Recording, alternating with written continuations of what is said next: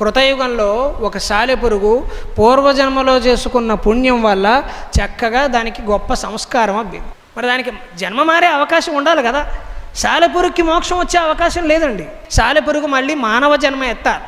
మానవ జన్మలో ఆలోచన చేయాలి, జ్ఞానాన్ని సంపాదించాలి, బాగా చదువుకోవాలి, ఆధ్యాత్మిక ప్రపత్తిని పెంచుకునే ప్రయత్నం చేయాలి. అప్పుడు కానీ మోక్షం రాదు. కానీ ఆశ్చర్యకరంగా శ్రీకాళహస్తీశ్వర శతకంలో చెప్పినట్టుగా ఈ 3 జీవులకి స్వామివారు నేరుగా మోక్షాన్ని ఇచ్చేసి, చరిత్రలో నాకు తెలిసి అటువంటి కథలు చాలా తక్కువ.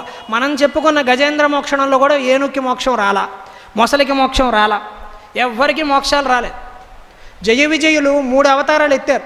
శిశుపాల దంతావక్తుడు, రావణాసురుడు, కుంభకర్ణుడు, ఇలా 3 అవతారాలు ఎత్తారు వాళ్ళు. హిరణ్యాక్షుడు, హిరణ్యకశిపుడు అంత తేలిగ్గా వదిలిపెట్టలా. మరి సాలెపురికి ఎందుకు ఇచ్చారండి? అమాయకత్వం. అమాయకత్వం. మనం భగవంతుడు తెలివికి జ్ఞానానికి పోటీకి లొంగుతాడు అనుకుంటాం. దేనికి లొంగడు. అమాయకత్వానికి నిజాయితీకి లొంగుతాడు.